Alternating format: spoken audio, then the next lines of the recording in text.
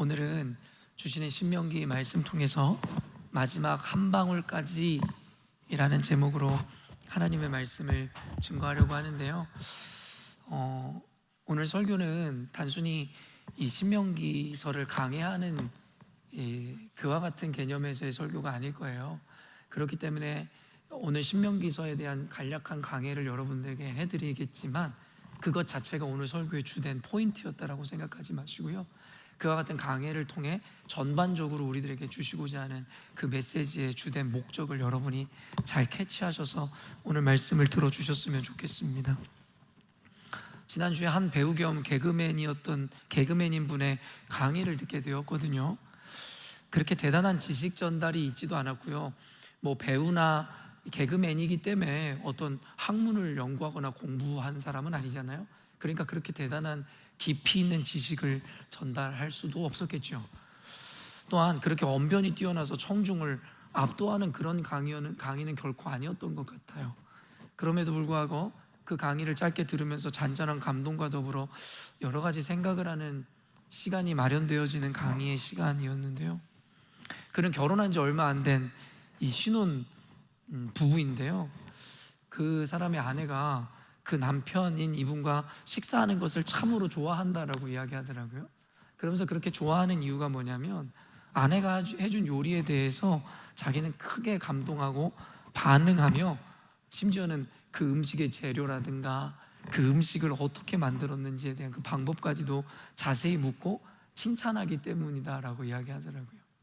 그러면서 감동과 더불어 도전, 숙제와 더불어서 마음 한켠에 못된 마음이 드는 건 뭐냐면 더 살아봐, 나도 그랬어, 이런 마음들이 들기도 하더라고요. 그럼에도 불구하고 배워야겠다라는 생각을 한 게 뭐냐면 그냥 작은 것이지만 그 수고에 대해서, 그리고 그 아내의 정성에 대해서 이야기해주고 격려해주고 관심 갖는 것이 참 중요하다라는 그와 같은 교훈도 또한 배워보게 되었습니다. 그는 그렇게 아내가 해준 음식을 음미하고 그에 대한 반응을 매 순간 보여준다라는 이야기를 하더라고요. 또한 그러면서 세상을 살아갈 때에도 이를 적용해 삶을 음미해보고자 결심을 하고 그가 삶을 음미하는 방식으로 감사를 정하였다라는 이야기를 연이어 하더라는 것이에요.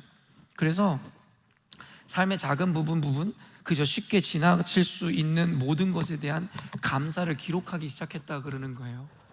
우리 인생 살다 보면 뭐가 대단한 이벤트가 뭐가 있겠어요?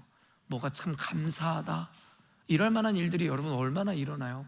내 자식이 좋은 대학 입학하고 좋은 직장 취직하고 내가 집을 사고 이러한 류의 이벤트 외에 우리가 하루를 살아가며 참 감사하다 생각하고 고백하는 일들은 아마 많지 않다라는 생각을 하게 되죠. 그러나 그가 이야기하는 이 감사에 대한 기록은 아까도 이야기했지만 그저 미처 생각하지 않고 지나칠 수 있는 상황이라는 거예요.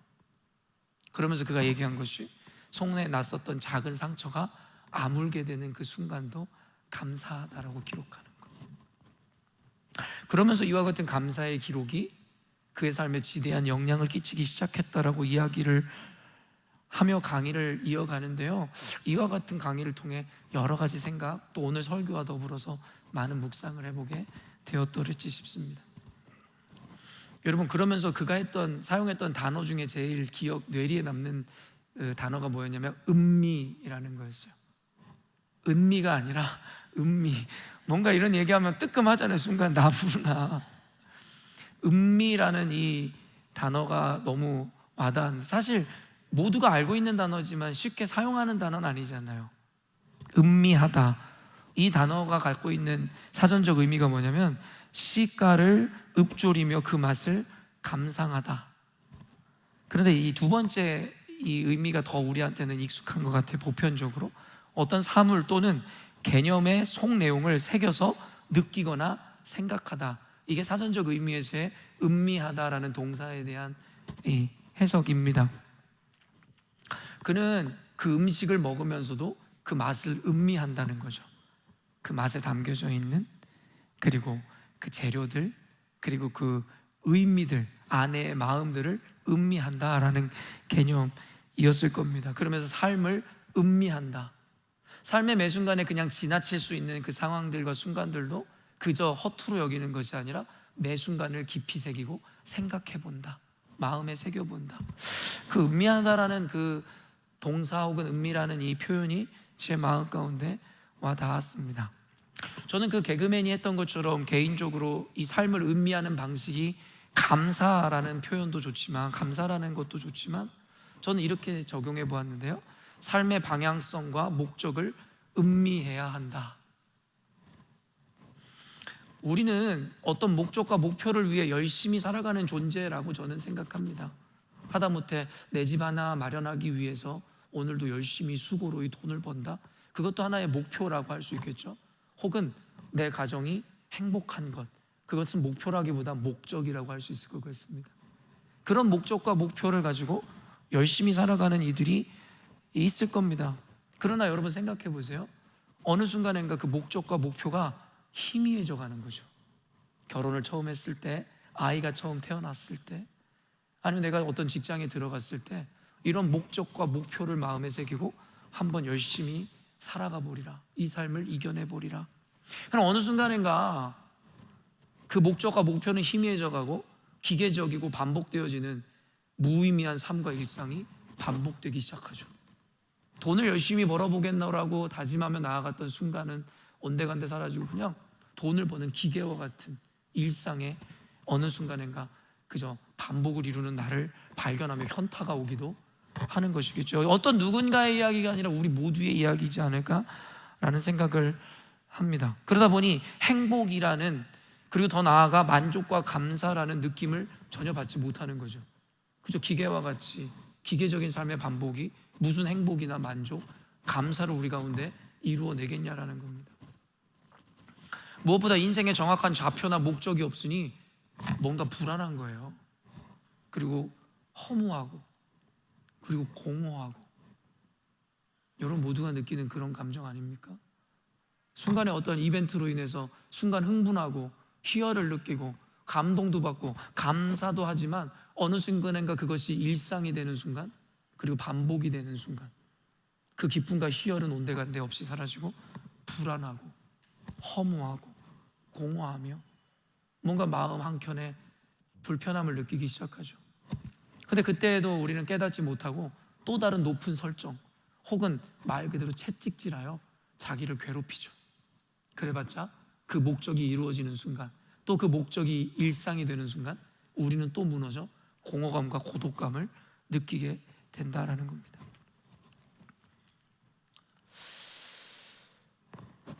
제가 오늘 준비한 건 아닌데 좀 지나가면서 여러분에게 좀 설명해 드리고 싶은 건, 제가 얼마 전에 어떤 청년을 만나서 그런 조언을 짧게 해준 적이 있었는데요, 결혼을 하고 가장이 된다는 것, 그리고 남성분들이 가장이 된다는 것의 책임과 그리고 그 부담과 의무가 뭐냐면요, 항상 목표와 목적을 온전히 설정하고 제시해 줄 수 있는 존재들이 되어야 된다는 거예요.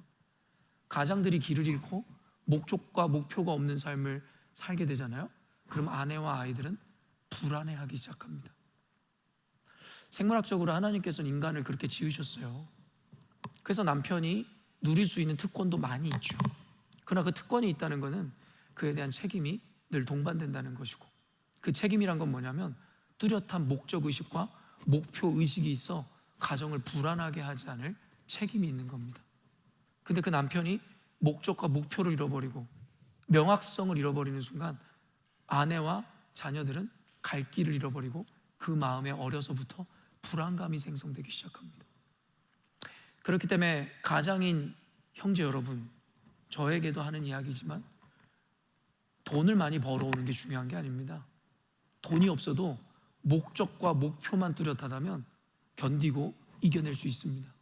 그러나 돈이 많아도 목적과 목표를 잃어버리고 좌표를 잃어버린 삶에 대해서 아내와 자녀들은 존중하거나 존경할 수 없을 뿐만 아니라 불안감과 공허감이 다가오기 시작합니다. 그렇기 때문에 형제들 착각하지 마세요.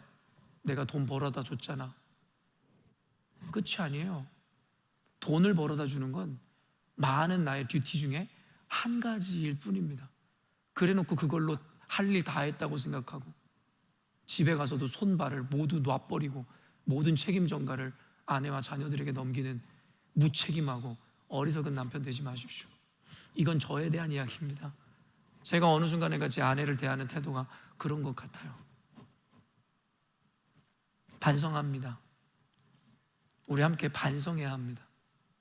형제들뿐만 아니라 이것을 좀 더 광의적인 의미에서 하나의 존재론적 가치로 인생을 생각할 때 목적과 목표가 없는 인생은 그저 표류하는 배와 같이 늘 불안하고 공허하고 고독할 거라는 걸 미리 여러분에게 예언적으로 말씀해 드립니다.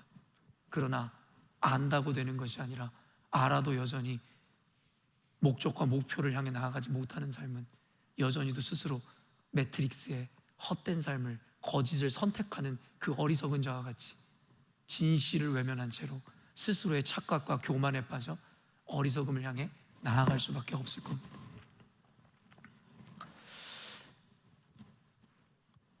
이는 크게 두 가지 개념으로 이해할 수 있을 것 같아요. 왜 우리가 공허와 허무, 불안을 느끼는가? 첫째는 온전한 목적과 목표를 알지 못하기 때문입니다. 뭐가 온전한 목적이고 목표일까? 내가 뭘 향해 살아야 될까? 이걸 알지 못하니까 공허하고 허무하죠. 그리고 이뤄내봤자 아무런 만족이 없죠. 그리고 둘째가 더 중요한데요, 목적과 목표를 알지만, 이거는 그리스도인들에게 이야기해야 할 이야기인 것 같습니다. 목적과 목표를 알지만 순간순간 음미하지 못하고 그저 현실에 치여 그 목적과 목표를 잊어버리기 때문이다. 그리스도인들은 다 알잖아요. 뭐가 진정한 목적이고 부르심인지 여러분 다 아시잖아요. 이거 모른다면 그리스도인 아니죠. 근데 여러분이 교회이고 그리스도인이라면 뭐가 목적이고 우리를 향한 부르심인지 알잖아요. 그런데 알면 뭐합니까? 매 순간순간 살아가며 그것을 음미하지 못하잖아요. 삶의 마음에 새기고 생각하고 살아가지를 않잖아요. 그러니 예수를 알지 못하는 사람은 물론이거니와 예수를 아는 자들마저도 공허하고 허무한 겁니다. 그리고 불행한 거죠. 목적이라는 표현이 좀 다소 어렵게 들리시면, 목적은 여러분 하나의 부르심이라고 여러분이 생각하시면 될 것 같습니다. 목적의 사전적 표현은 뭐냐면 실현하려고 하는 일이나 나아가야 하는 방향. 목적은 우리가 나아가야 하는 방향을 의미하는 겁니다. 부르심이 그겁니다. 그리고 목표에 대한 사전적 정의는 어떤 목적을 이루려고 지향하는 실제적 대상을 삼음, 또는 그 대상, 이것을 목표라고 이야기하는 거예요. 목적과 목표는 다른 거예요. 목표는 부르심이라고 이야기할 수 있고, 목표는 사명이라고 이야기할 수 있는 겁니다. 그 목적을 이루려고 지향하는 실제적 대상을 삼은 게 목표이기 때문입니다. 저는 이것을 교회에서 이야기하면서 일반 강의처럼 여러분에게 해주고 싶은 게 아니에요. 그 세상이 이야기하는 목표와 목적이랑은 전혀 다른 것일 테니까 말입니다. 오늘 우리는 이 삶의 목적과 사명이라는 큰 틀 안에서 말씀을 나누게 될 겁니다. 혜영자매 지금까지 이거 통역 잘하고 있나요? 지금까지는 원고에 전혀 주지 않은 내용들을 여러분에게 이야기했기 때문에 통역에 어려움이 있었을 건데 이제부터 원고대로입니다. 오늘 설교 제목을 보면 어떤 이들은, 오늘 설교 제목이 뭐죠? 마지막 한 방울까지. 뭐가 먼저 떠오르셨어요? 뭐 참기름이라도 짜나 뭐 이런 생각 안 드시나요? 그런 생각이 들 수도 있는데, 마지막 한 방울이라는 이 표현은 우리가 뭔가를 알뜰살뜰하게 아낀다는 뉘앙스를 주는 것 같아요. 그렇죠? 마지막 한 방울까지 우리가 모두 사용한다, 그러니까 아끼고 살뜰하게 그것을 아낀다는 뉘앙스를 주는데, 사실은 이 의미에서 제가 이 제목을 정했는데요, 후자의 의미가 뭐냐면 모든 것을 다 짜내어 혼신의 힘을 다 기울였음을 의미하는 뉘앙스도 주지 않아요? 설교를 준비하면서 문득 떠올린 이 표현은 먼저 예수 그리스도의 희생과 사랑을 가장 절절하게 보여주는 표현이지 않은가라는 생각이 들었어요. 요한복음 19장 34절 말씀입니다. 그중 한 군인이 창으로 옆구리를 찌르니 곧 피와 물이 나오더라. 사실 예수님이 이미 죽은 상태였거든요, 십자가에 달리셔서. 그런데 혹시나 하는 마음에 그때 어떤 문화나 어떤 형태가 있었냐면 죄수들의 다리를 분지러뜨리죠. 혹시나 이게 밤중에 살아나서 혹시나 탈출하지 않을까, 이런 염려 아닌 염려 때문일지도 모르겠고요. 근데 이사야서에서 예언을 성취하기 위해서 다른 죄수의 다리는 몽둥이로 부러뜨렸지만 예수님의 다리는 부러뜨리지 않았어요. 그런데도 불구하고 그냥 지나칠 수 없었던 그 군인은 말 그대로 확인 사살하기 위해서 그 옆구리를 창으로 찌른 거죠. 그때의 묘사가 뭐예요? 곧 피와 물이 나오더라. 피는 피인데 물은 왜 흘렀을까? 이게 신학적으로 굉장한 의미를 갖고 있습니다. 그런데요, 신학적인 것뿐만 아니라 생물학적으로도 의미가 있어요. 예전에 예수는 뭐죠? 그 영화 우리 교회에서 본 게 뭐죠? 예수는 역사다. 이 어떤 기자 생활하던 이가 예수의 실존을 증명하기 위해 탐구했었던, 조사했었던 그 실화를 바탕으로 했던 영화 여러분 기억하시잖아요. 거기에서 의학 박사를 찾아가서 왜 그가 물을 흘렸는지, 여러분 그때 당시에 의학으로는요 이거에 대해 증명할 수가 없었어요. 그냥 보았기 때문에 기록해 놓은 거죠. 물과 피를 흘렸다, 본대로 적어 놓은 거죠. 근데 그때 의학 기술로는 왜 물을 쏟으셨는지에 대해서는 알 수 있지 않았어요. 근데 현대 과학의 현대 의학에서는 왜 물이 생성되는지에 대해서 밝혀냈죠. 뭐 이거에 대해서 여러분에게 변증학적으로 가르쳐 드릴 생각은 없고, 궁금하신 분들은 영화를 보시면 됩니다. 신학적으로 생물학적으로 물과 피를 흘리심의 의미가 있습니다. 그러나 다만 저에게 가장 1차적으로 다가왔었던 그 느낌, 의미는 무엇이냐면 그분은 모든 걸 다 쏟았다는 거예요. 그 몸에 있는 물 한 방울, 피 한 방울 남기지 않고 다 쏟으셨다는 거죠. 뭘 위해서요? 우리를 구원하기 위해서 말입니다. 저와 여러분을 위해서 물과 피를 한 방울 남김없이 다 쏟으셨다는 거예요. 그 죽음으로도 부족해서 그 체내에 남아있었던 모든 액체를 다 뽑아내야 할 정도로 우리를 사랑하셨고 우리를 위하여 진심이셨죠. 지난 수요예배 때도 고백했지만 요 근래 저한테 새로운 꿈이 생겼거든요. 요 근래 생겼습니다. 뭐냐면 건강하게 오래 사는 거, 건강하게 오래 살고 싶은 꿈이 생겼어요. 어떤 이들은 목사가 세속적인 꿈을 꾼다고 할지 모르겠지만 그 내용은 전혀 그렇지 않습니다. 어떤 찬송가의 가사처럼 저는요 주님 오실 날을, 주님 배울 날을 늘 꿈꾸고 기다렸습니다. 항상 침대에 누워 눈을 감으며 했던 기도가 주님을 빨리 뵙고 싶습니다. 단순히 삶이 고되고 힘들어서의 의미만은 아닙니다. 내 사랑하는 주님을 속히 뵙고 그와 영원을 함께 누리고자 하는 사모함 때문이었노라고 저는 여러분에게 이야기하고 싶어요. 근데 생각이 바뀌고 꿈이 바뀌었다는 거예요. 뭐예요? 건강하게 오래 사는 것. 말이 이상하게 들릴지 모르겠지만 이유는 단순해요. 삶의 또 다른 의미와 가치를 분명하게 깨닫게 되었기 때문이죠. 왜 예수님이 내 생명을 걷어가시지 않으시는지, 내가 그렇게 원하는데도 왜 주님 나에게 속히 임하시지 않는지, 죄 많고 무익한 종의 이 삶을 허락하신 이유가 무엇인지를 너무 분명하게 깨닫게 되었기 때문입니다. 예전에 그런 생각을 해봤어요. 살아봤자 쌓이는 거는 죄밖에 없습니다. 주님, 가장 순전하고 깨끗할 때 저를 데려가시지. 살다 보니 쌓이는 건 죄밖에 없고 내 선함은 하나도 없는데, 주님 지금 제가 제일 믿음이 좋은 때인데 지금 저를 데려가시는 게 가장 좋을 것 같은데, 그런 생각이 늘 들었더랬습니다. 그런데요 이제야 깨달았어요. 20년이 넘게 사역을 하고 난 이제서야 내가 왜 여기에 존재해야만 하는지, 왜 무익한 종이나마 이 삶을 이어가야 하는지를 이제야 깨닫게 되더라는 거예요.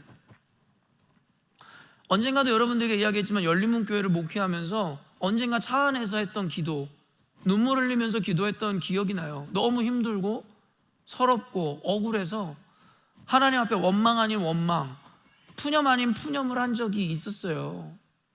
계속 이어지는 거예요. 하나 끝난 것 같으면 또 하나, 한 곱이 넘긴 것 같으면 또 다른 곱이. 너무 힘든 거예요. 너무 지치는 거예요. 그래서 믿음으로 늘 담대했던 저인데 무너지기 시작했던 순간이었던 것 같아요. 그래서 하나님 앞에 좀 그랬어요. 하나님, 이제 조금 쉽시다. 조금만 쉬었다 갑시다.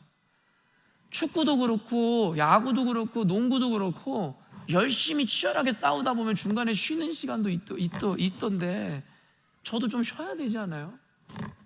안 하겠다는 얘기가 아니라 조금은 쉬어야 되지 않냐고. 아무리 그래도 이건 너무하지 않냐고. 하나님 앞에 고백이 절로 나왔던 순간을 지나왔어요. 근데 지금 어떠냐고요? 언제 그랬냐는 듯이 지금은 말 그대로 하나님이 주신 행복과 쉼의 시간을 흠뻑 누리고 있어요. 요즘에 사람들이 저한테 물어보면 목사님 행복하시냐고, 목사님 요즘 어떠시냐고. 저 너무 좋아요. 너무 행복해요. 근심과 고민이 전혀 없어요. 거짓말이 아니라 진심입니다. 언제 올까 했는데 그런 순간이 저한테 온 거예요. 그리고 이와 같은 행복의 가장 큰 이유가 뭔지 아세요? 단순히 더 이상 교회에 분란이나 문제, 어려움이 없어서가 아니에요. 여전히도 산재에 있는 문제들 곳곳에서 들리는 이야기들이 있어요. 그럼에도 불구하고 복음과 진리로 인해 삶이 변화되고 놀라운 은혜의 고백이 우리 열린문교회 가운데 이어지는 것을 보면서 이 놀라움과 행복은요, 여전히도 제 삶 가운데 산재에 있는 문제와 어려움을 상쇄시키고도 남는 충분한 은혜인 거죠. 우리 열린문교회 오신 분들의 삶이 막 변화되는 거예요.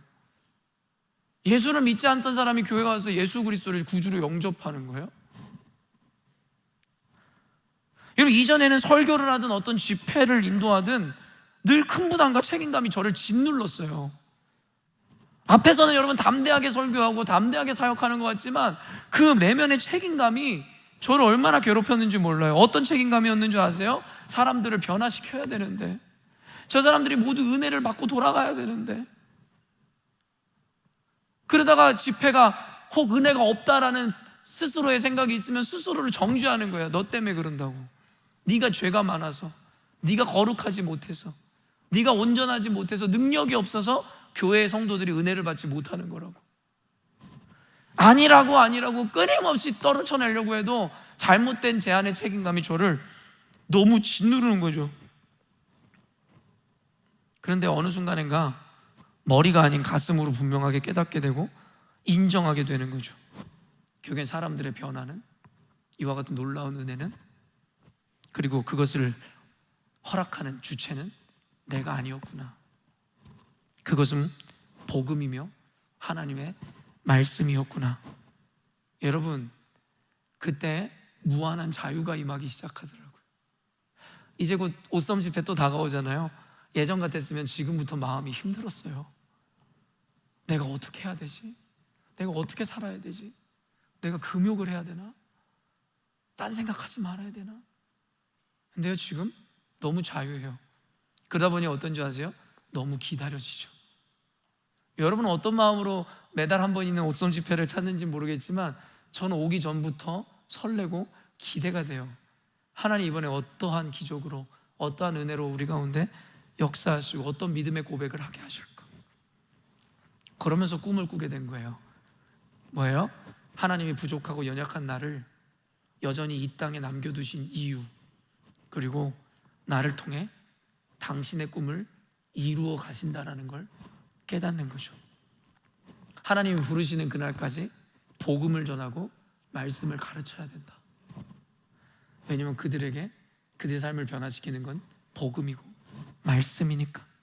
이제는 단순히 무익한 종이라 외치며 주님 만날 날만 기다리던 모습이 아니라 부르시는 날까지 무익하나마 나의 삶을 모두 드려 나의 진액 한 방울까지도 모두 짜내어서 이 사명을 감당해야 된다라는 꿈을 꾸죠. 의무와 책임이 아니라 기쁨과 자유함 가운데서 말입니다.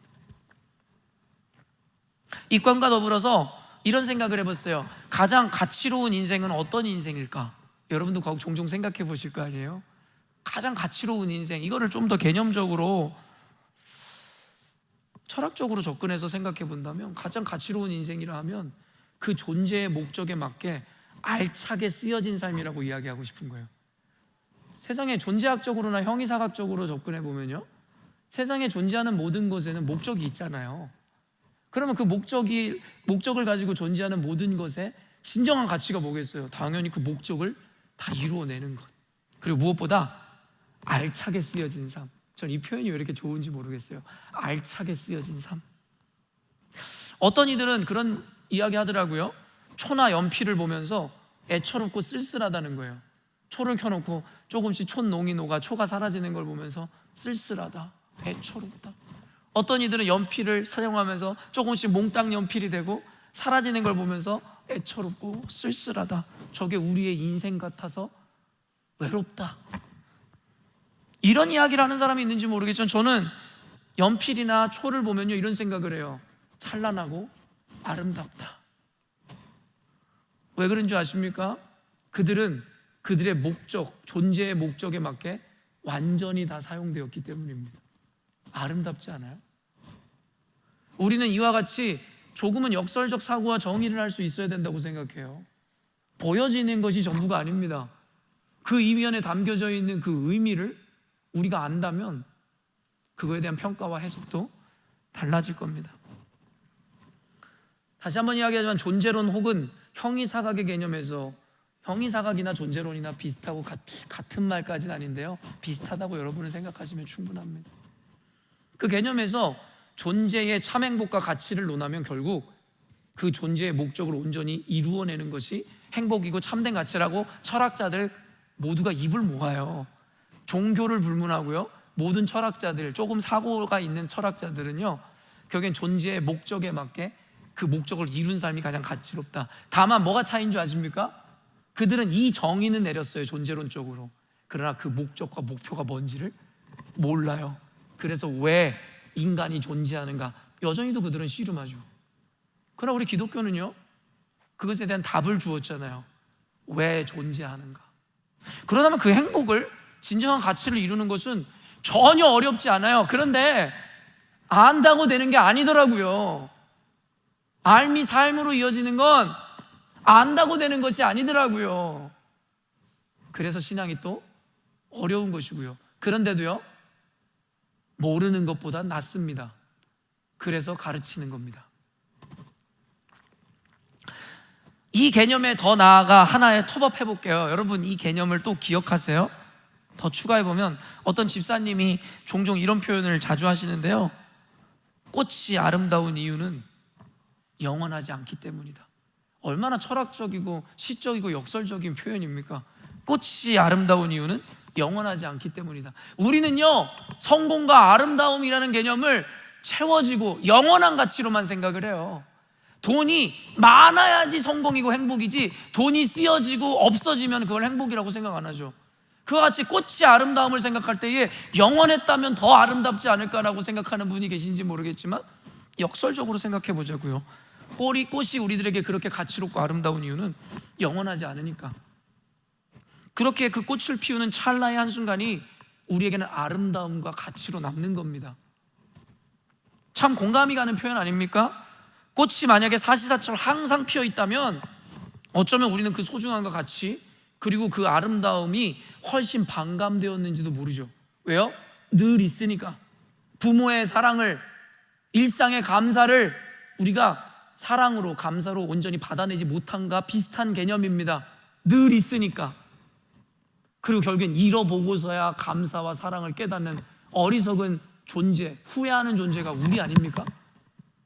부모가 있을 때 잘해야지 돌아가셔서 잘하면 뭐합니까?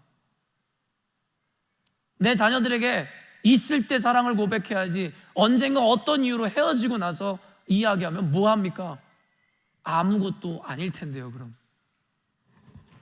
그렇기 때문에 꽃이 아름다운 이유는 영원하지 않기 때문입니다. 그것이 유한하기 때문에 아름다움과 그 가치로 다가오는 겁니다. 이와 같이 저와 여러분의 존재도 무한한 것이 아니라 유한하기에 더욱 가치로울지 모른다는 생각이 들었어요. 우리 영원히 살지 않잖아요. 적어도 이 세상에서 말입니다. 우리 나그네라고 이야기하고 노마드라고 이야기하잖아요. 영원하지 않으니까 우리 인생이요, 보잘것없어 보이는 우리 인생이 더 가치로운 거예요. 물론 우리가 우리 존재의 목적을 온전히 알아 이를 이루어냈을 때에만 성립되는 가치이지만 말입니다. 여러분, 세상을 살아가는 모든 인간이 가치로운 건 아닙니다. 자신의 존재의 목적과 이유도 알지 못한 채로 본능에 의해 짐승과 같이 살아가는 그들의 인생을 가치롭다고 얘기하는 건 아닙니다. 그것은 심판받아 마땅한 도리어 이유가 되는 거죠. 제가 여기서 이야기하는 모든 전제는 예수를 아는 자들, 주로 고백하고 교회인 이들에 대해 이야기하는 겁니다.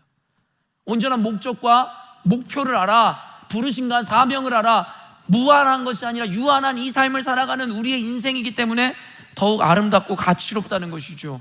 저는 지금 그걸 발견했고 여러분에게 그것을 가르쳐 드리는 겁니다.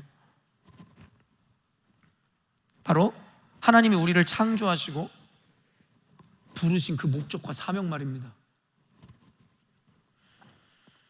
이와 같은 묵상 가운데 마지막 한 방울까지 모두 짜내어 하나님의 목적대로 알뜰살뜰하게 사용한 모세가 떠올랐어요. 그래서 오늘 본문을 묵상하기 시작했어요. 그리고 그의 마지막을 묵상하며 꿈을 이어 꾸게 되었습니다. 전 여전히도 꿈을 꿉니다.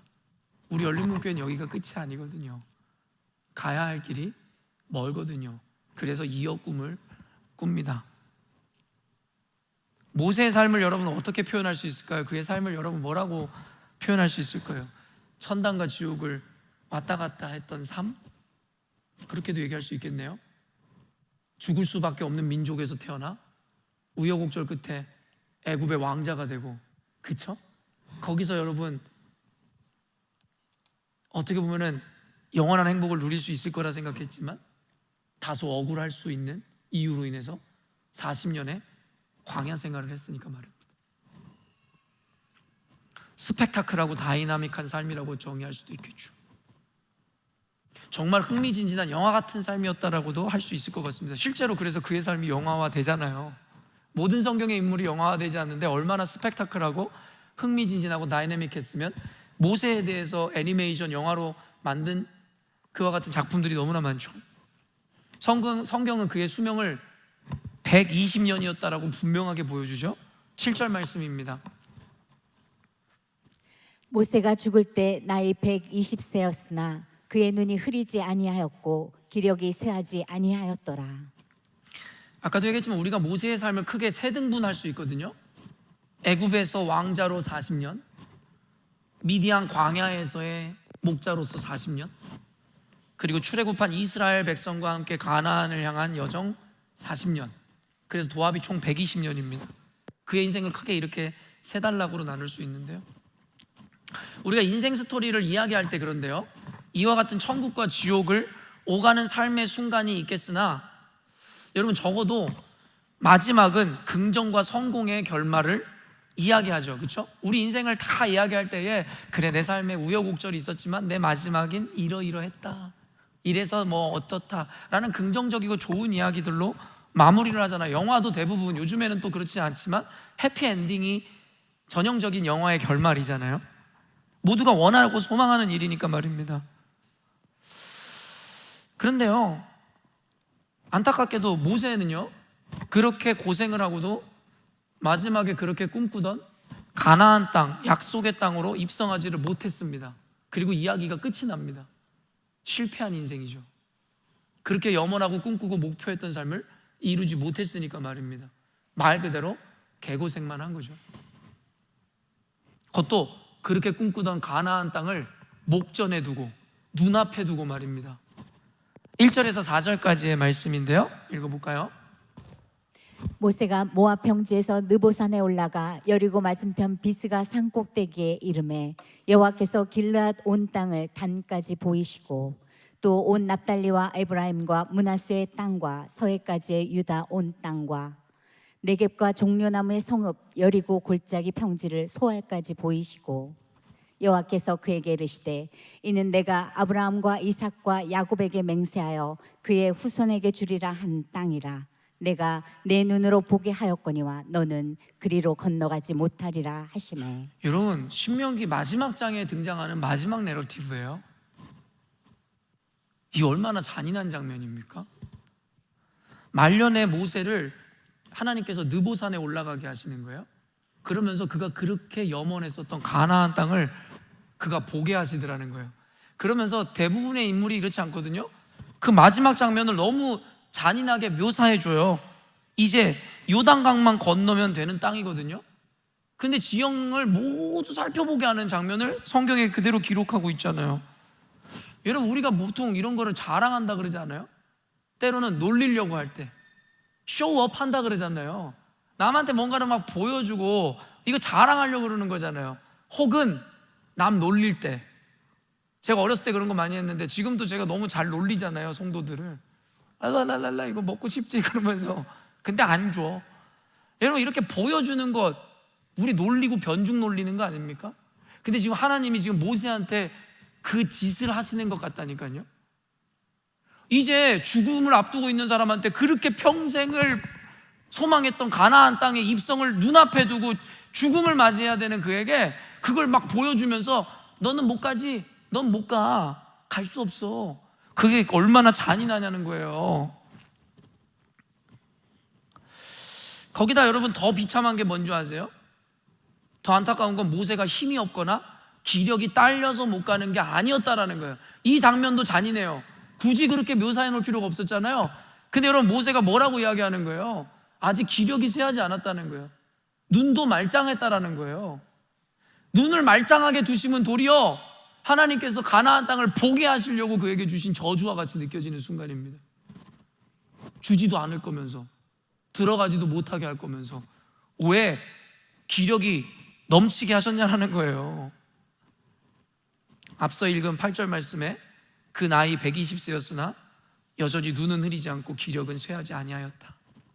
그러니 못해서가 아니라 하지 말아야 해서이니 모세의 입장이 얼마나 괴로웠겠어요. 여러분, 내가 능력이 없거나 돈이 없어서 못하는 게 아니에요. 그것도 끔찍하지만 돈도 있고 힘도 있는데 안 하는 거예요. 여러분, 어떤 게 더 고통이 심할까요? 여러분, 그게 희생입니다. 그게 헌신입니다. 그게 사명입니다. 죽지 못해 개처럼 끌려가는 게 사명이 아니라 할 수 있는데, 누릴 수 있는데, 더 나은 길, 좋은 길이 있는데 그걸 포기하는 게 사명입니다. 얼마나 괴로웠겠어요?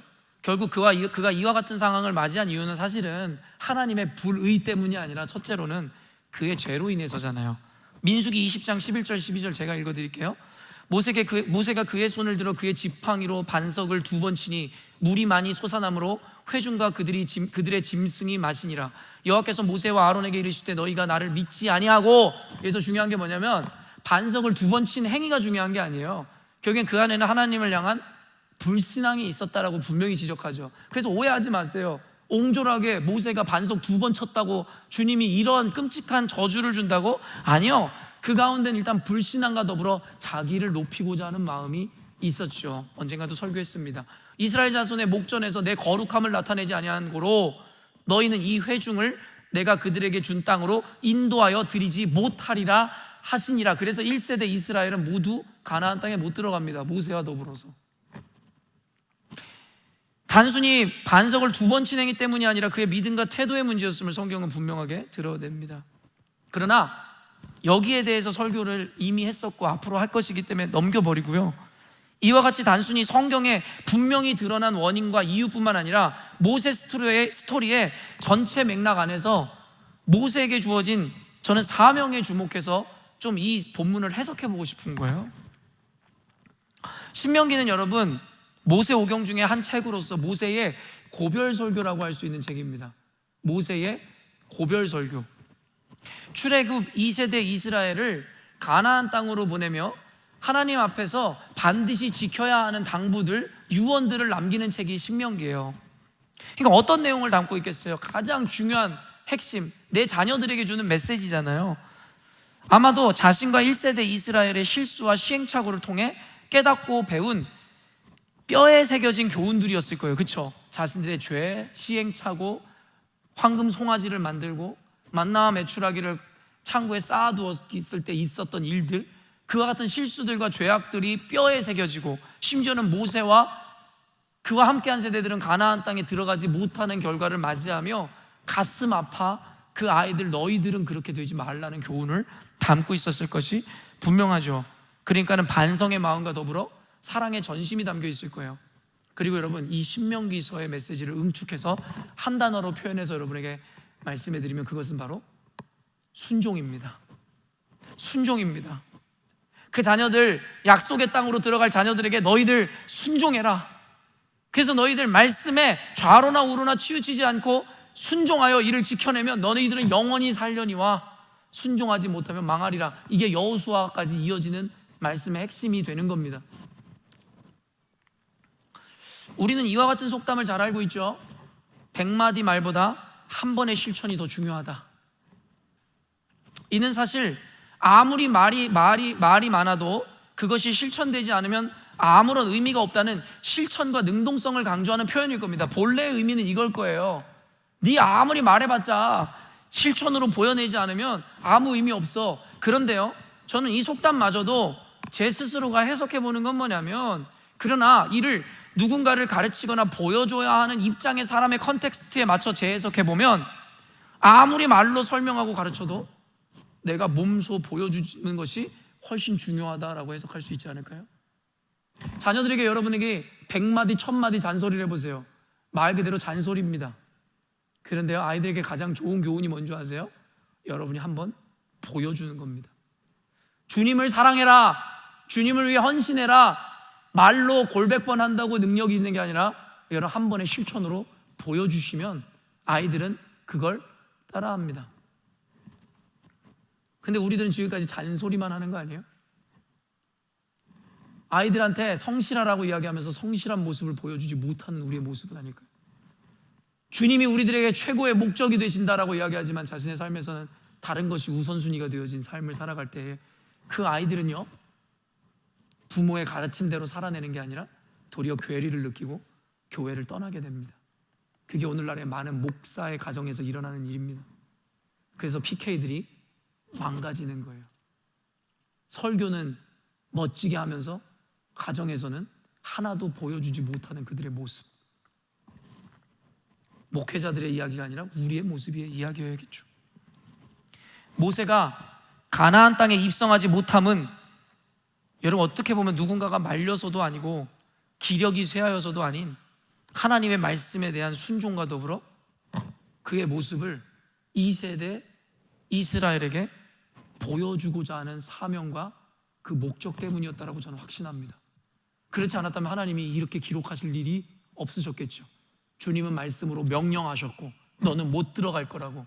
그러나 그럼에도 불구하고 마지막에 불순종하고 들어갈 수 있는 기력이 남아 있었으나 그는 그것이 어쩌면 우리 아이들에게 아까 우리 경화자매도 이야기했지만 제작 카드를 빼앗기지 않아야 되는 그 순간에 주어진 유혹과도 같은 것 같겠죠. 야, 모세 너 아직 힘이 있잖아. 아직 눈 말짱하잖아. 너 가. 하나님 말씀 그냥 불순종하면 되는 문제야. 그러면 돼. 그런데 모세는요, 하나님이 남겨두신 그 기력을 죄를 짓는 데 사용하지 않고 순종하는 데 사용하기로 작정하죠. 그리고 이스라엘 2세대 이스라엘은 모세 아저씨, 할아버지 왜 안 가요? 아직 짱짱한 것 같은데 우리랑 같이 가요. 모세는 그렇게 이야기하지 않았을까요? 얘들아, 너희만 가라. 나도 너무나 가고 싶지만 나에게는 저 가나안 땅에 들어가는 그와 같은 가치보다 하나님의 말씀을 순종하는 그 가치가 훨씬 중요하단다. 그러니 너희들은 가라. 그런데요, 모세는 단순히 가나안 땅에 입성하지 못하는 결과뿐만 아니라 그가 취할 수 있는 명예마저도 허락되지 않았어요. 주님 개고생을 했는데 이거 너무한 거 아닙니까? 5절 6절 말씀 한번 읽어보겠습니다. 이에 여호와의 종 모세가 여호와의 말씀대로 모압 땅에서 죽어 벳볼 맞은편 모압 땅에 있는 골짜기에 장사되었고 오늘까지 그의 묻힌 곳을 아는 자가 없느니라. 여러분 이게 되게 충격적인 사실이에요. 여러분 우리 민족은요, 유교의 영향을 받아 전통적으로 명절이나 절기에 조상들의 묘소를 찾아 성묘를 하잖아요. 그러면서 뭐 무덤을 이렇게 다듬어 주기도 하면서 그들을 기리고 그들의 덕을 기리고 그들을 높이는 행위가 성묘하고 제사 드리는 그와 같은 유교적인 문화 아닙니까? 말 그대로 하나의 명예를 나타내는 거예요. 그래서 인간이란 존재는요, 호랑이는 죽어 가죽을 남기지만 사람은 죽어 이름을 남긴다. 그 명예라는 게 그렇게 중요했어요. 그 명예가 중요해서 여러분 제가 좋아하는 영화 300이라는 영화에서 스파르타의 300군인이 여러분 당연히 죽을 줄 알면서도 명예, 이름을 남기고자 목숨을 초계와 같이 던졌던 역사들 여러분 다 알고 계시잖아요. 그런데요, 모세는요 피지컬리 그 땅에 들어가지 못했을 뿐만 아니라 이 명예까지도 주어지지가 않았어요. 무슨 말이냐면 사실 성경에는 이와 같은 의미에서 인물들이 장사된 묘소나 굴에 대한 기록들이 곳곳에 등장하는 거 알고 계시죠? 그러면서 하나님 앞에 옳지 못한 왕이나 그와 같은 자들은 길바닥에 내동댕이 쳐지거나 원래 그 조상이 자던 그 묘소에 여러분 묻히지를 못해요. 그게 바로 불명예를 의미하는 거거든요, 성경에서도. 그래서 성경의 기록을 통해 미루어 짐작컨대 인물들의 어떠함에 따라 이 묘소와 그 정황에 대한 기록이 다양하게 기록되어 있단 말이에요. 이는 고인의 명예와도 직결되는 개념이죠. 그가 하나님 앞에서 어떤 삶을 살았는지. 그런데 이스라엘의 구원을 위해 삶을 던졌던 모세는 말 그대로 명예도 그리고 실익도 얻지 못한 거예요. 왠지 아세요? 그가 묻힌 곳이 어딘지도 모른다는 거예요. 성경이 잔인하게도 이걸 왜 기록했겠냐는 거예요. 모세, 너는 실익이 없을 뿐만 아니라 명예조차도 취하지 못할 거다. 그런데 모세는요, 순종합니다. 그걸 받아들입니다.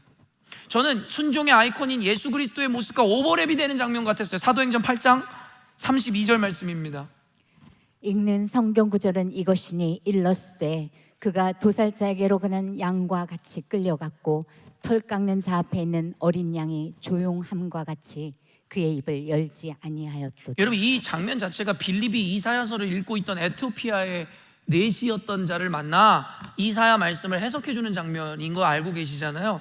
예수님이 능이 없어서도, 아니 자격이 없어서도 아니라 하나님 말씀에 순종하고자 순한 양과 같이 여러분 도살장으로 끌려가 십자가에 죽으신 거예요. 착각하지 마세요. 주님이 죄가 있어서가 아닙니다. 주님이 능력이 없어서가 아닙니다. 주님이 자격이 없어서가 아닙니다. 하나님 말씀에 순종하고자 그는 십자가를 지고 달려 죽으신 겁니다. 이를 통해 우리에게 몸소 순종을 보여주신 게 예수님입니다.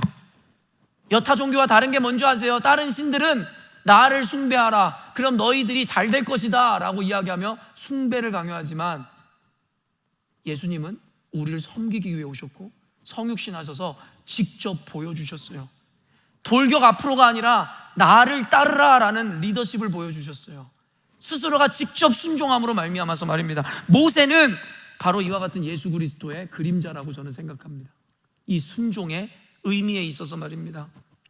2세대 이스라엘이 모세의 순종을 통해 그 순종을 배우듯이 우리도 예수님의 순종을 통해 그 모습을 배우고 닮아가는 겁니다. 모세는 그렇게 자신의 삶을 모두 알뜰히 사용하여 하나님의 목적, 즉 자신에게 맡겨진 사명을 완수했습니다. 힘이 없어서도, 기력이 없어서도, 여기서 한 방울까지 다 사용했다는 의미는 단순히 피지컬한 의미가 아니라 그 내면에 있었던 명예마저도, 실익마저도, 권리마저도 모두 포기하여 사명을 이루었다는 겁니다. 결론을 맺도록 하겠습니다.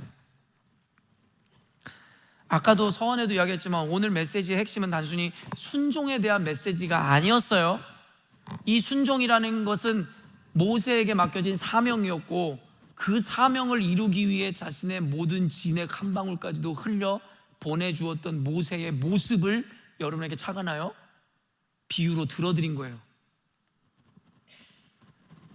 다만 모세라는 인물의 생의 마지막 모습을 통해 그가 이루어내고 완수한 그 삶의 목적의 초점을, 그 사명의 초점을 맞추시라고 오늘 설교를 전한 겁니다. 그리고 오늘 여러분 모두에게 도전하는 것이 이것입니다. 단순히 내가 설교자로서 혹은 목회자로서 맡은 사명과 목적의 차원을 넘어 여러분 각자에게 주어진 보편적 부르심과 사명, 더불어 각자만이 감당할 수 있는 목적과 사명이 무엇인지 여러분 곰곰이 고민하시라는 거예요. 음미해 보시라는 거예요. 살기 위해 사는 자들이 아니에요. 먹기 위해 사는 사람들은 더더욱 아닙니다. 우리는 여러분 좀비가 아니에요. 우리는 짐승이 아니라고요. 우리는 가치를 실현하기 위해서, 가치를 이루어내기 위해 이 땅에 남겨진 자들이에요. 주님이 우리를 데려가시지 않은 이유, 남겨놓으신 이유는 이 가치를 실현해내라고 우리를 남겨놓으신 거란 말입니다. 근데 우리가 개돼지처럼, 동물처럼, 좀비처럼 아무 목적과 방향도 없이, 좌표도 없이 살아간다면 여러분 우리 삶에 무슨 가치가 있고 무슨 의미가 있고 무슨 감사가, 행복이, 만족이 있겠냐라는 거예요. 여러분 삶이 요즘에 무미건조하고 부정적이고 염세적인 삶을 살고 계신 분들이라면 잘 들으세요. 과연 돈이 없어서 그럴까요? 자식이 여러분 말대로 안 돼서 그럴까요? 직장이 없어서? 결혼을 못해서? 과연 그것 때문이라고 생각하신다면 솔로몬의 말씀을 잘 기억하세요. 전도서에 모든 것이 헛되고 헛되고 헛되다. 그러면서 솔로몬이 하는 이야기가 뭔지 아세요? 창조주를 기억하라. 창조주를 기억하는 것이 뭘 의미한다고 여러분에게 해석해 드렸어요? 삶의 목적. 창조는 꼭 목적으로 이어지는 것이고 사명으로 이어지는 겁니다. 우리는 주님에 의해 창조함을 받아 그를 위해 지음으로 받았고 그의 목적을 이루기 위해 이 땅에 있다. 이게 바로 형이사각적 개념 안에서 존재의 가치라는 겁니다. 사랑하는 성도 여러분, 개돼지 되지 마십시다. 그저 살기 위해 살지 마십시다. 내 배를 채우기 위해 살지 마십시다. 우리에게는 그보다 훨씬 숭고하고 가치로운 사명이 있으니까 말입니다. 그리고 이를 위해 기꺼이 자신의 모든 진에게 한 방울까지 짜내어 순종하고 그 목적과 사명을 이루어내는 우리가 되었으면 좋겠습니다. 그때에 맞이하게 될 주님, 그때에 함께 입성하게 될 하나님의 나라에 우리는 편히 쉴 수 있는 겁니다. 진액을 다 짜내고 마라톤을 열심히 뛰어냈을 때에 여러분 결승선을 통과하고 나서 누워지고 마시는 그 물 한 모금의 가치를 그때 비로소 알게 됩니다. 하나님의 나라와 천국은 보편적인 우리 삶의 원리와 맞닿아 있다고 저는 믿습니다. 가면 금은보화와 벤츠 타고 다니는 곳이 천국이 아니에요. 이와 같은 의미에서 감사와 만족을 누리는 곳이 천국일 것이고 그와 같은 만족과 감사는 이와 같은 삶을 살아낸 자들에게 주어지는 훈장과도 같을 겁니다. 이 말인즉슨 이와 같은 삶을 살아내지 못한 자들에게는 막상 천국에 가도 아무런 감사와 행복과 만족이 없을지 모른다는 것이죠. 오늘 설교는 여러분 15번씩 더 들으세요. 단번에 이해하지 못하시고 적용하지 않으실 걸 제가 압니다. 그래서 집에 가셔서 15번 더 들으세요. 기한은 1년 드리겠습니다. 1년 동안 15번 꼭 들으셔서 여러분 검사 받으시기를 바랍니다. 함께 기도하겠습니다.